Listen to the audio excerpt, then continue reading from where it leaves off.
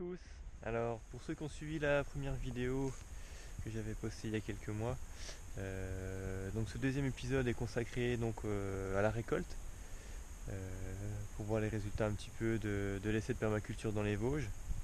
Donc je vais vous montrer un petit peu ce à quoi ressemble le jardin. On est donc le 20 août et les résultats sont pas mal. Donc c'est parti pour cette vidéo. Donc là on est sur la partie qui avait pas mal de courges, petits marrons, courges bleues. Donc on peut voir qu'il y a pas mal de petits marrons dans tout cet espace et qu'ils ont une très jolie taille. Voilà par exemple, un petit rond bleu là-bas.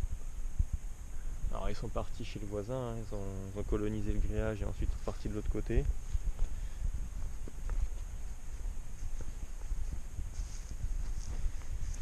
Donc on voit le feuillage là qui est en train de disparaître progressivement. Comme ça, ce qui permet aux fruits de mûrir avec le soleil. Donc là, le pied de marmande qu'on voyait pas trop dans les premières vidéos, là on voit qu'il a bien poussé. Les tomates sont pas énormes, mais il y en a une bonne quantité. Voilà, un pied de tomate cœur de bœuf là-bas. Toujours des petits marrons, il y en a beaucoup, hein.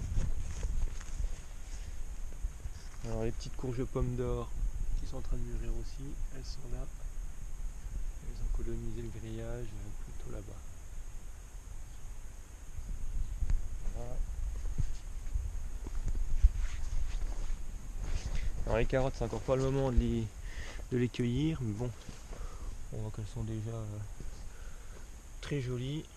Et vu la hauteur des fans qui m'arrive au genou, je pense que sous la terre ça doit être sympa aussi. Voilà. Alors dans cette première butte, enfin, c'est pas vraiment une butte, hein, c'est l'ancien tas de compost que j'avais. Voilà, ça a très bien poussé. Il y a un beau chou par là-bas qui est bon à cueillir. Des petites courges pommes d'or. Et un des derniers pieds de courgettes, puisque tous les autres avec la pluie qui était assez abondante au mois de juillet et août, je les ai tout simplement arrachés. Voilà. On va passer dans la serre. Donc là on est dans la serre. Les tomates ont poussé à partir de à peu près fin juillet, début août. On a pu commencer à les consommer. On voit ce que ça donne le 20 août. Donc les pieds de tomates cerises n'ont pas forcément donné beaucoup. Les pieds qui sont à l'extérieur, on verra plus tard, ont plus donné. Voilà. Tomates poires. Bon, il n'y en a plus beaucoup des mûres puisqu'on les consomme assez régulièrement. Voilà, un pied de tomate marmande. Alors celui-là c'était censé être de la marmande, mais je suis pas trop sûr. Et il a poussé bizarrement, puis les tomates sont un peu tachées. Enfin, je sais pas trop ce qu'il y a dessus, mais bon, c'est pas le plus beau pied. Ouais, tomates cœur de bœuf. Il y en a pas mal là-dessus, hein. Elles ont une jolie taille, hein. Et de la tomate par rapport à la main, là il y a bien 300-400 grammes facile, hein.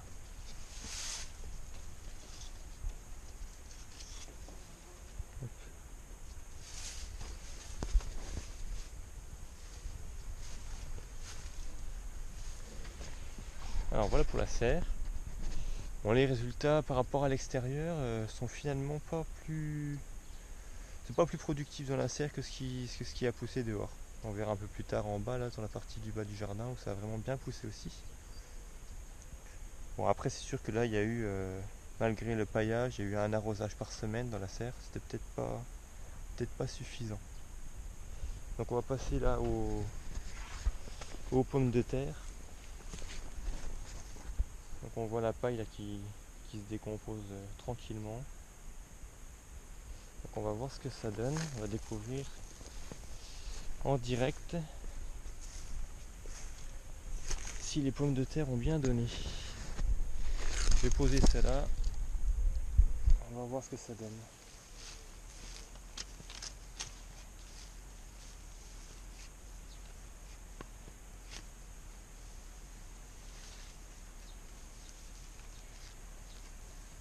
essaye de pas trop abîmer les pommes de terre pour qu'elles se conservent bien.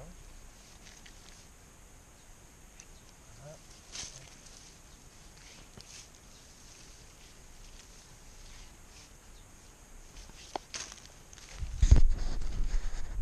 Alors pour l'arrachage des pommes de terre, hein, il vaut mieux choisir une journée bien ensoleillée, hein, comme c'est aujourd'hui, même s'il y a un peu de nuages, plutôt bien ensoleillée quand même. Il faut qu'elle sèche tranquillement au soleil.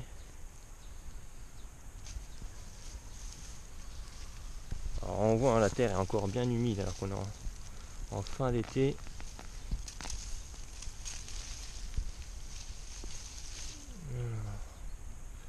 Bon, celle-là s'est fait bien croquer.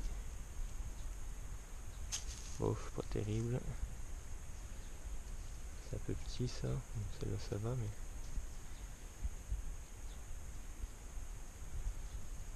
Hop. Alors celle-là c'est des pommes de terre désirées vu la couleur. Hop.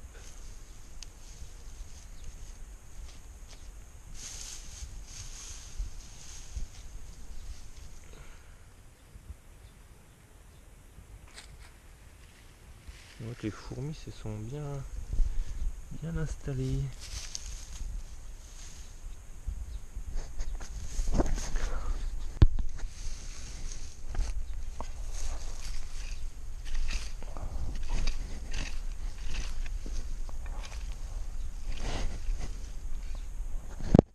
Voilà le premier pied, pas terrible. Hein.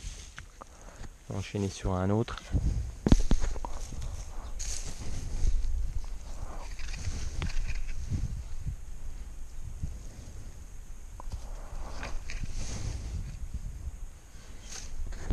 Voilà, il y a des jaunes, je sais pas comment elles ont pu se mélanger comme ça. Peut-être un pied qui est resté l'année dernière.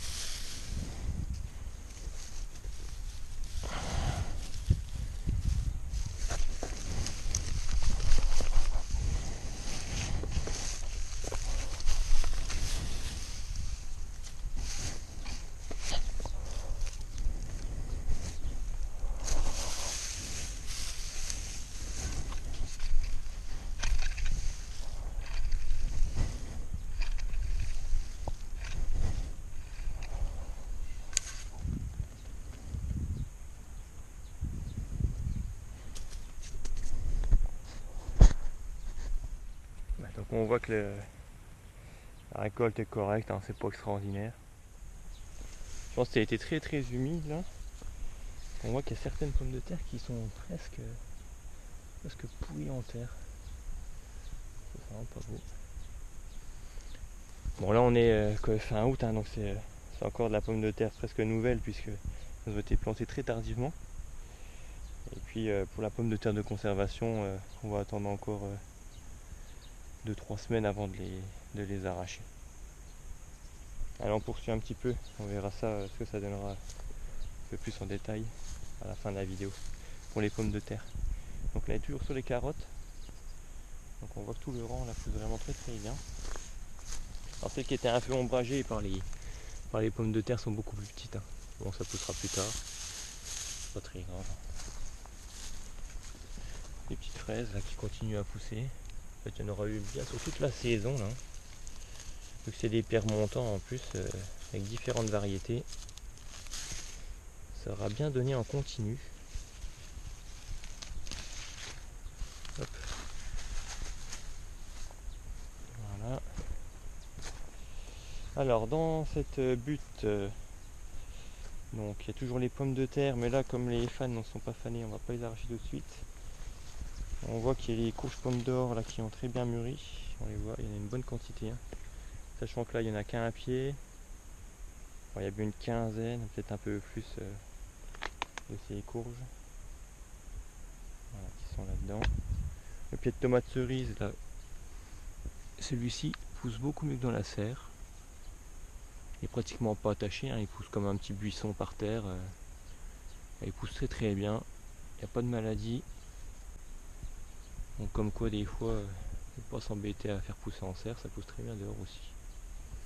Alors même dans les carottes qui ont retrouvé de la lumière quand j'ai arraché des pieds de courgettes, ben, ça commence à bien pousser aussi. Petit poireau également. Alors les haricots je les ai pas arrachés puisque comme je vous l'avais expliqué, ben, le but c'est aussi de récupérer les graines. Donc ben, j'ai des haricots une grosse taille. Hein. Voilà. Ils sont en train de sécher tranquillement sur pied. Et on récoltera les graines quand ça sera bien bien sec.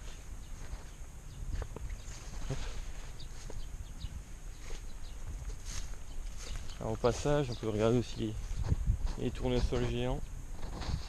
Je sais pas si on les voit bien. Ah, qui sont seulement en fleurs. Quand on voit la taille des feuilles, hein, ils sont quand même sympathiques ces tournesols. Voilà les hypomées là qui sont très jolis aussi. Je vais faire un petit tour.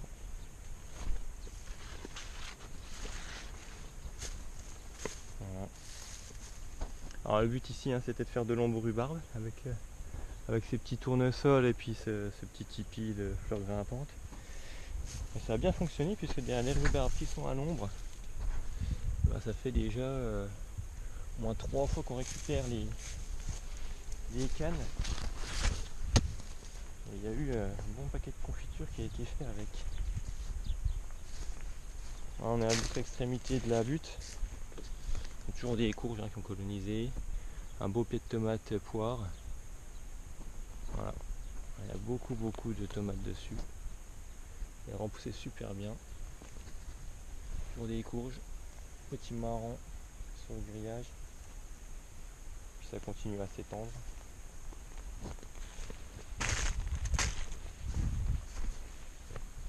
Alors là on est dans la partie qui poussait pas très bien, que je continue à ajouter du compost, de la tonte, des feuilles, enfin, tout ce que je trouve comme débris végétal. Les courges bleues de Hongrie là qui ont poussé correctement, ils sont en train de passer du blanc au bleu. Et là qu'elles seront bientôt mûres. Alors là-dedans, bah, la récolte des pommes de terre, bah, ça sera fin septembre je pense, puisque bah, les courges ont largement colonisé l'espace. Alors c'est un peu difficile de trouver de la place pour les courges, on ne sait pas trop où les mettre, puisque bah, en général ça empiète assez facilement sur les voisins. Voilà. Bon, on fera avec. Voilà, le petit rond bleu.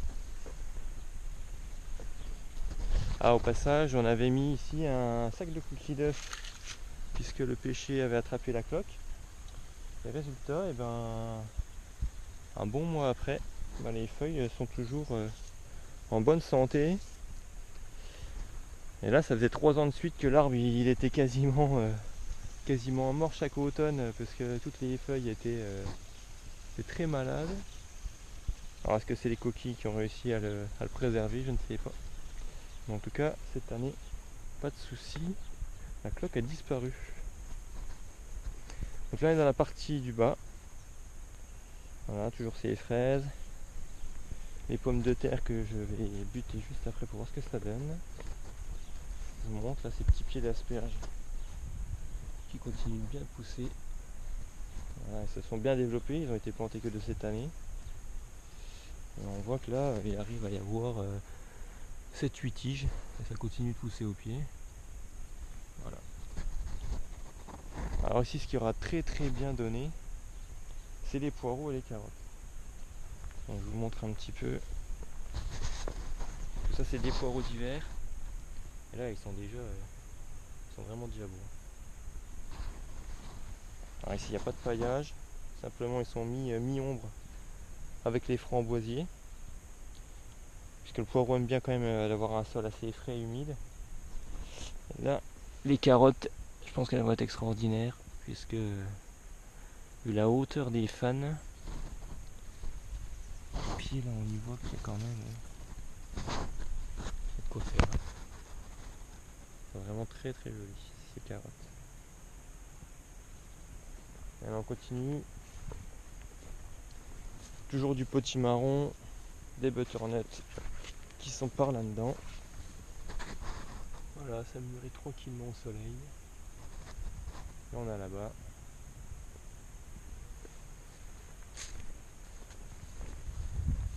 Il y en a quelques-unes qui poussent encore.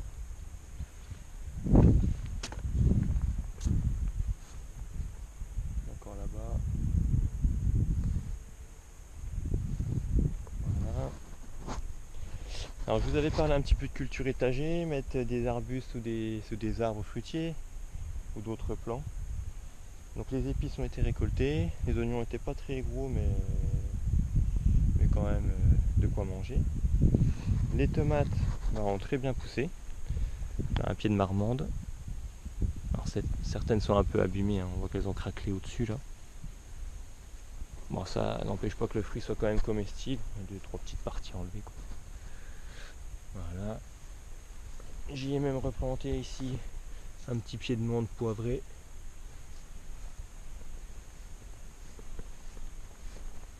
Alors ici le pied de tomate cœur de bœuf, c'est le plus beau, hein. S'il y a des graines à récupérer, ce sera sur celui-ci.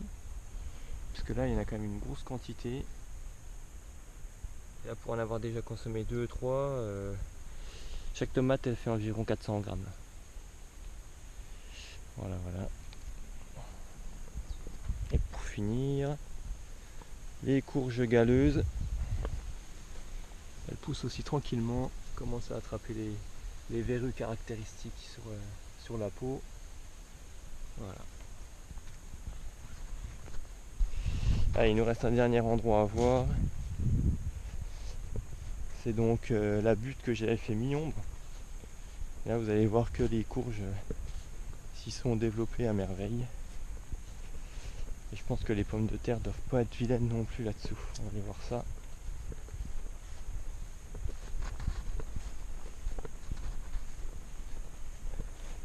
Alors maintenant quand on sait qu'il n'y a que quelques pieds de potimarron et de courges galeuses, on voit le feuillage comme il s'est développé. On imagine bien qu'en dessous il doit bien pousser. Donc ici c'est des haricots que j'ai laissé aussi grandir pour récupérer les graines. Très joli. Petite betterave là qui pousse pas terrible. Toujours ça. Pied de tomate. Alors celui-là, le malheureux, il a été ni tutoré, complètement envahi par les courges. Donc je vais laisser faire, on verra bien ces choses à récupérer dessus. Les pommes de terre sont là, je les bouterai juste après. Le chou qui est bon à récupérer. On va essayer de se faufiler un peu dans le feuillage pour aller voir ce qui se passe en dessous. Donc ici il y en a des petits.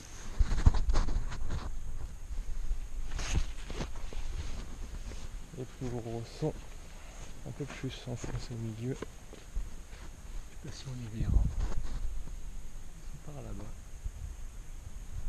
C'est un peu compliqué de rentrer à l'intérieur puisque chaque fois qu'on marche on écrase un peu les feuilles. Il y en a un autre là qui est en train de mûrir.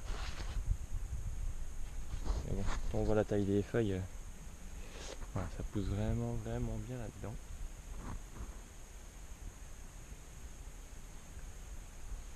Voilà, on va faire le tour quand même pour essayer de voir l'autre côté.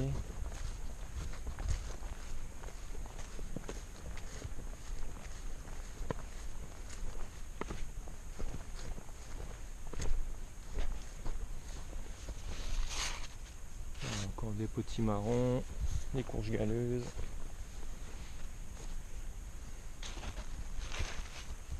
Voilà.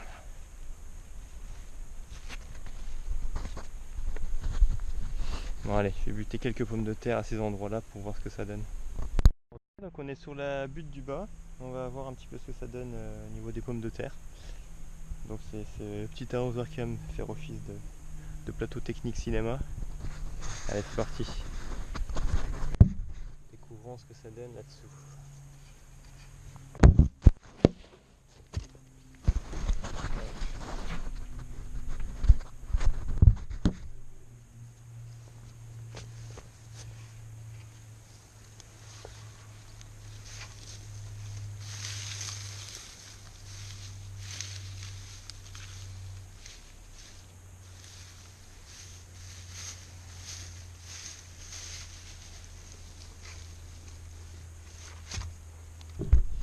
Alors, il n'y a pas besoin de chercher bien loin sous le paillage. Hein. Plus d'y abriter quand même pas mal de limaces et compagnie. On voit que les pommes de terre sont juste là. Voilà.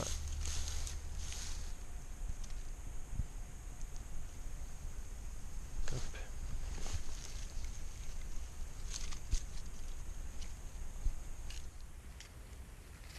Alors, pour les variétés, c'est toujours la rose des pommes de terre désirées.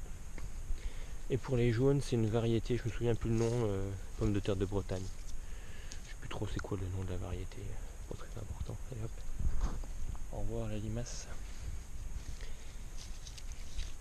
Hop, ah, celle-ci s'est fait un peu grignoter, et celle-là, elle est verte. Elle est verte, c'est pas consommable. Voilà, elle est sympathique. On va voir quand même un peu plus en dessous.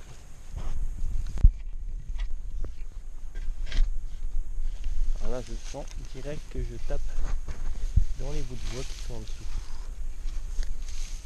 Donc, ça ne doit pas être très profond. Elles sont belles. Hein.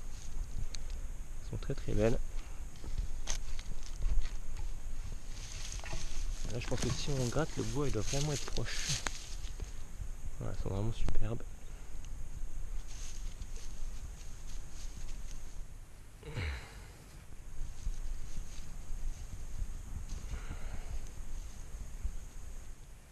Voilà, nos petits décomposeurs du sol.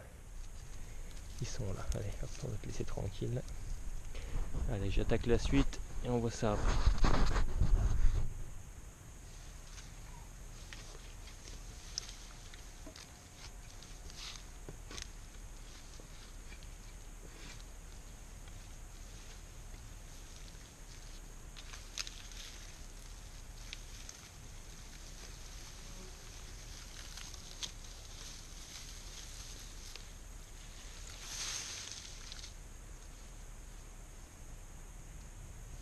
Sympathique.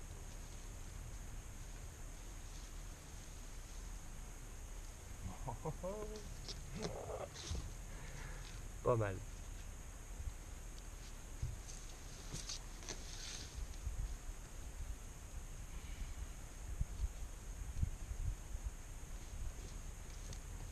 Bon, apparemment, je suis pas le seul à apprécier les pommes de terre.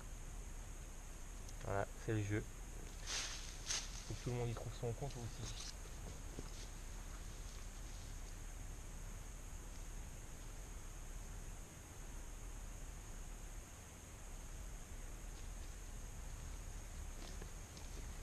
Bon, je pense que là, on voit que ça pousse bien quand même, donc c'est le but. Hein.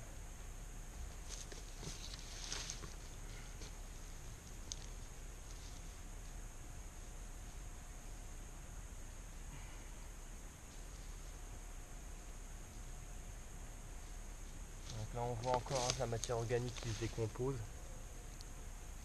Ça fait vraiment un très très bon humus. Hein.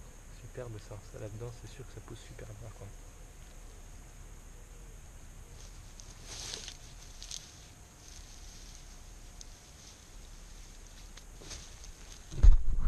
Voilà, il n'y a qu'à gratter le paillage et puis on trouve tout de suite des superbes plants. Bon, un petit peu grignoté. Rien de grave.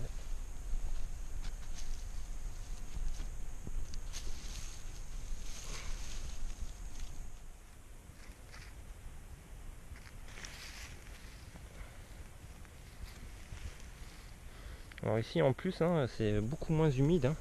Pourtant c'est la partie ombragée. Mais on voit que la butte pour les parties humides est très très efficace puisque là c'est pas sec mais petit animal du sol, on parle souvent des vers de terre mais en fait on se rend compte qu'il y en a beaucoup d'autres. Donc il y a des petits genre de petits mille pattes, enfin il y a énormément de vie là-dessous. Et c'est ça qu'il faut préserver puisque c'est eux qui le font le sol. Pas de motoculteur, pas de tracteur, rien de lourd. Ça sert pas à grand chose pour un potager de particulier. Alors c'est sûr quand il y a 2 hectares de terre à faire, on va pas faire ça à la main mais regardez les résultats quoi, c'est magnifique ça. Et en prime, et là c'est une belle démonstration de ce que c'est que la strate du sol. Cycloporte, tout le monde est là. Voilà.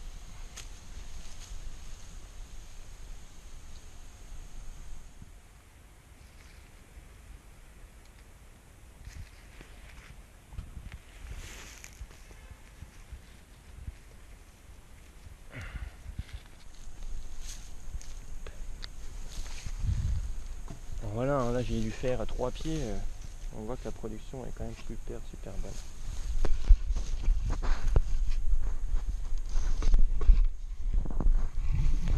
Alors, pas facile d'utiliser la grelinette là-dedans, je sens les troncs. Une petite larve, on va la laisser.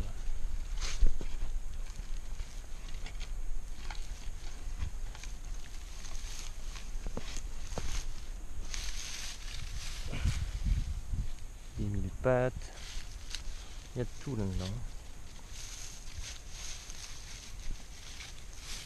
Et bien surtout le paillage sera remis dès que j'aurai fini la récolte. Tout sera remis en place pour que ce petit écosystème ne soit pas perturbé. Voilà. Oh là. Ouais. Elle est bien pourrie celle-là. C'est pas grave, elle va bien se décomposer. Elle fera du compost.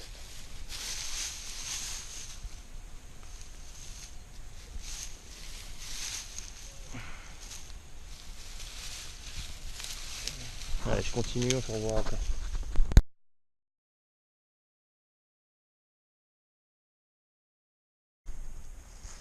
Donc il n'a pas une quantité énorme, mais ça fait largement une année. Et pour les oignons, donc moi je les attache comme ça, avec des ficelles. Et je les laisse sécher tranquillement pendant 2-3 semaines. Et ensuite, je les mets en cagette. Il suffit d'enlever les pots et puis les stocker comme ça en cagette. Alors si on a la place, éviter de trop les entasser en hauteur pour pas qu'elles pourrissent en dessous. Si on peut les faire un seul rang dans chaque cagette, c'est très bien, ça se conserve quasiment une année complète, quoi. Enfin, jusqu'au printemps, on va dire. Donc voilà pour les épices. Un peu d'oignon jaune. Et un peu d'oignon rouge. Voilà.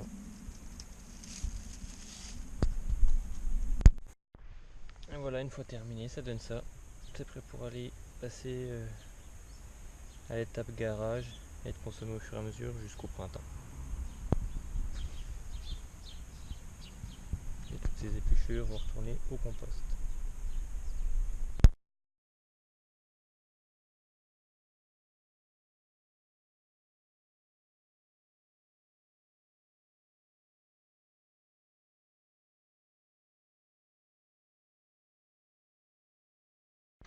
Alors pour conclure sur cet épisode sur les récoltes,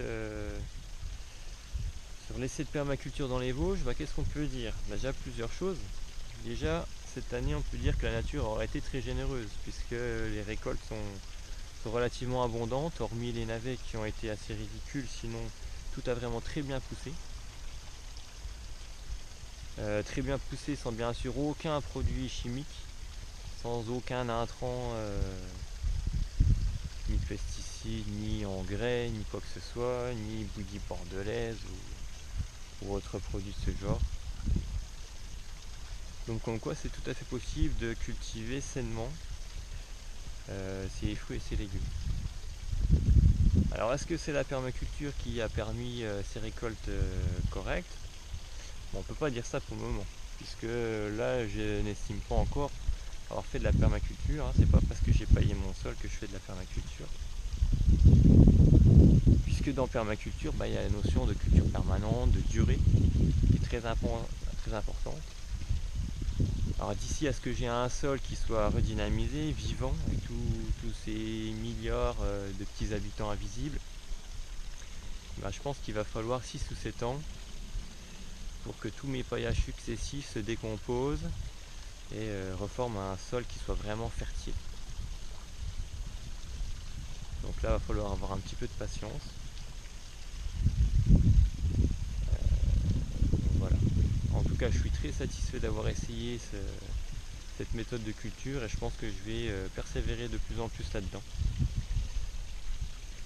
Je conseille à tous ceux qui seraient intéressés par tout ce qui est justement au niveau du sol, en connaître un petit peu plus là-dessus, je vous conseille vivement d'aller voir des vidéos sur une personne que je trouve très intéressante qui est Claude Bourguignon. Et donc pour ma part, moi je referai un dernier épisode sur la récolte des semences, puisque dans la permaculture il y a quand même la notion d'autonomie qui est importante. Et donc pour savoir récolter correctement ces graines, les stocker correctement et les sélectionner correctement pour que toutes ces graines soient au fur et à mesure bien adaptées au terroir de chaque endroit où c'est cultivé. Puisque vous savez très bien que tel légume ne poussera peut-être pas forcément aussi bien dans les Vosges que dans le sud ou que dans l'ouest et inversement.